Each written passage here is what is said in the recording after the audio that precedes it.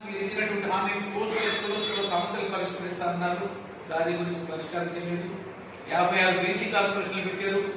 ఒక్క కార్పొరేషన్ ద్వారా కూడా ఒక్క రూపాయి దాఖలాలు ఉన్నాయా అని మిమ్మల్ని ప్రశ్నిస్తున్నాం. కాకపోతే మీరు చేసిన గొప్ప చర్యలు ఏంటంటే బలహీన వర్గాలు బడుగుల్ని జైల్లో పెట్టడం, రాజరంపాలు పెట్టడం, అసలు కేసులు పెట్టడం, వాళ్ళు వేధించడం తప్ప చేసింది ఎక్కడా లేదు.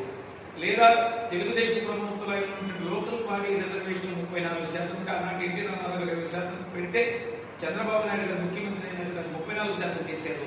తీరా మీరు నుంచి 24% కుదించినటువంటి ఘన చరిత్ర మీది.